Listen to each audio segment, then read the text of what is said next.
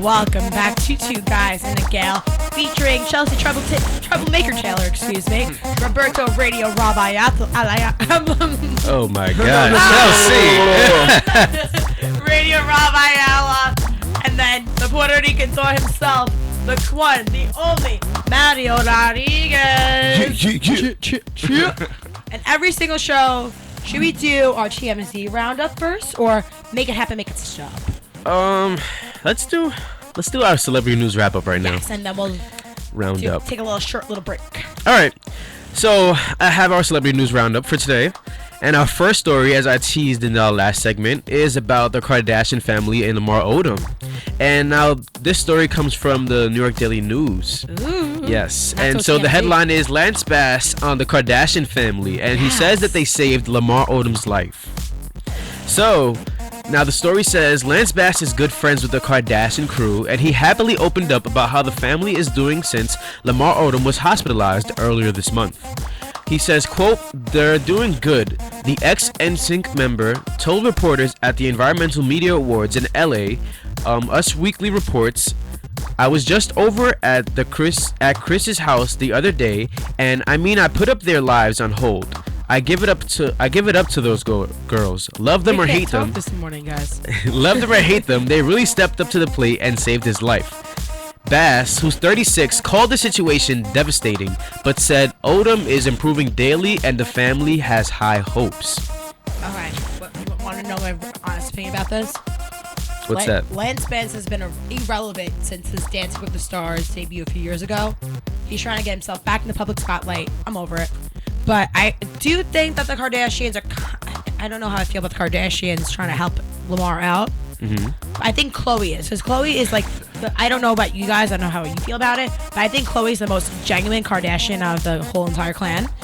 And she really did love Lamar. And in the show, over the summer, she's like, at times I wish I was still married to Lamar. So I kind of see where she's helping out. But Kris Jenner's a momager, and I'm not a big fan. What do you think, Mario? I don't like it. Lamar Odom went, he, did what he did. He went to a coma, this, that, and the other. But then all of a sudden, of course, the Kardashians come out of nowhere into the spotlight. And what upsets me the most is that instead of referring to Lamar Odom as this professional basketball player with all his awards and what he's done, Rookie of the Year, this, that, and the other, they talk about how he was a celebrity star on Keeping Up with the Kardashians. Yep. It's terrible. It's honestly just terrible because Lamar Odom's a separate person from the Kardashians. He didn't grow up with the Kardashians, and so why is it that now that they came into the spotlight to say that they helped him or whatever, that he's referred to as this whole Kardashian person? It just annoys me, honestly. I agree. That's all for the Kardashian talk. Next. All right, so this next story is actually about Bobbi Kristina. Oh, I heard about this one. But right. The drug use? Mm-hmm. And this is an update from her former roommate's deposition. And so 3 months after the death of Bobbi Kristina Brown, disturbing news and details about her past drug use have emerged. Daniela Bradley, a former roommate of the reality star, alleges that Brown regularly used drugs, including heroin and probably crack, during their time living together, according to a recently released transcript from a deposition obtained by Us Weekly. Mm-hmm. Quote, "She smoked marijuana. She probably smoked crack often and also did heroin," Bradley claimed. She gave the deposition after she and Brown were involved in a car accident on January 27th, just 4 days before Brown was found face down and unresponsive in a bathtub in her Georgia home. Bradley went on to say that she had never actually witnessed Brown using heroin, and said that she didn't think she used hard drugs such as heroin or crack often. What? Yes. That's a little bit excessive. I don't know how I feel about that. But, didn't drug use run in that family? I don't mean to be a witch, but didn't drug use run in the family? Didn't Whitney Houston do it? Yeah, Bobbi and Whitney. They were both known for being drug users. So I feel like it's a creature of habit. If you're in a family that you are who you surround yourself with, and I think it was kind of bound to happen because she's a product of her family. Mm-hmm. What do you think, Mario? I wouldn't say it's bound to happen, but you are right. She's a product of her family. But she made these decisions on her own. I'm pretty sure her parents were stick this needle in your arm. We're gonna shoot you up. Right. Yeah.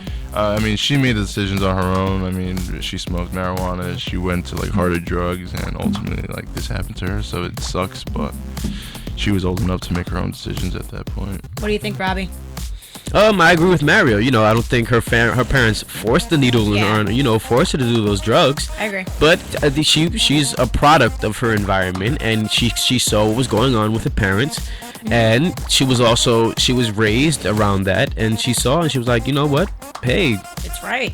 Yeah. I'm gonna try it. Exactly, and it's also a genetic thing too. If you have someone, I don't know, but in my experience, if someone in your family has a problem with abuse, somewhere down the line, someone else in that family is going to have a substance abuse problem as well. So I'm so sorry for Bobbi Kristina. Again, though, we're not psychologists, so we don't know that. We don't know how factual that is. So I can't personal experience. say that. So. Okay, all right. Next. Oh.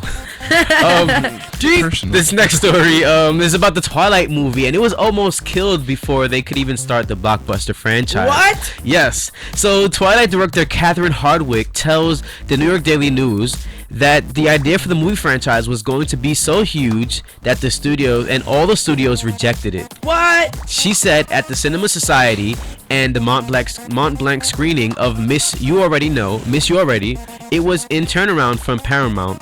So nobody knew it was going to be crazy like that, and I approached that as indie handcrafted film too. Hardwicke added that the blockbuster hit was very personal to her, which is how I try to do all my movies. Teen Vogue editor-in-chief Amy Astley. I'm sorry, that was the end of the story. I was reading something else, but yeah. So basically, this movie almost never came to fruition, almost never came to be seen by the public eye. I think that's baloney, because the Twilight franchise was so big, especially during our high school days. That would have been a shame, and people would have lost a lot of money. But thank God for the Hunger Games. So it was either and honestly, in my opinion, it was either the Hunger Games or Twilight. Twilight sucks. I thought Twilight sucked and Hunger Games was Twilight, awesome. I'm not a huge Twilight fan. The acting is terrible. The movies are just terrible. The only part I liked of Twilight was the last one where they had that big fighting scene, and that didn't even happen in the books. I've only seen one Twilight movie. Me too, and I was bored. I saw the last one, and they just fought a lot, and I was like, yo, that's fresh. And then I was talking to someone, she's like, yeah, that didn't even happen in the book. And I was like, okay, this is trash. But I mean, this franchise has generated so much money. I'm talking about movies, books, products, they just have so much money. So imagine if nobody had ever actually bought this movie out from her. The world would be a better place. The world would be a better place. Without all I agree, this. because I don't know, man. The sparkly vampire stuff. Because the Hunger Game slays every single Hunger Games. Honest opinion, Twilight, Hunger Games. Hunger Games. Jennifer Lawrence is such a good actress. Hunger Games, but I mean, no question. So that's why if Twilight never happened, Hunger Games would have been bigger than what it already is. And Hunger Games, I don't think so. Hunger Games is already huge. Yeah. Huge. It would have been huger because they're two separate franchises. I don't know. I never liked the Twilight series, so that's why I'm so negative Nancy about it. But anyways, yes, I have one last story, and it's about Kim Kardashian.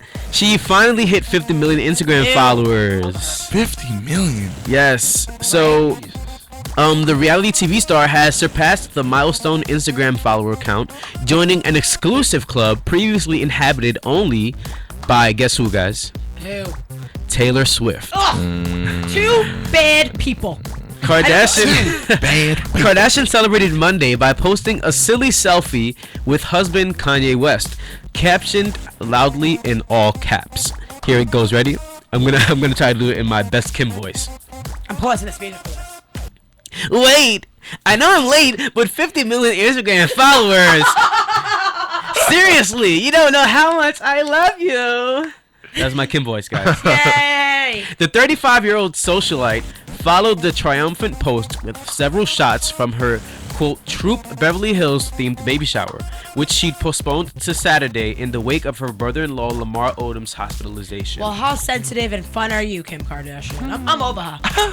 I don't know about you guys, but I'm completely over her. I'm over Taylor Swift. Do you agree? With 1 minute left. Yes, I'm Kim Kardashian. I'm over Taylor Swift. I'm all about Tori Kelly right now. Me too. And on that note, during this commercial break, we'll be listening to "Should Have Been Us" by Tori. Yes. So we'll be right back, guys. This is Gregory Kasimis from the Metro Deli in Scarsdale.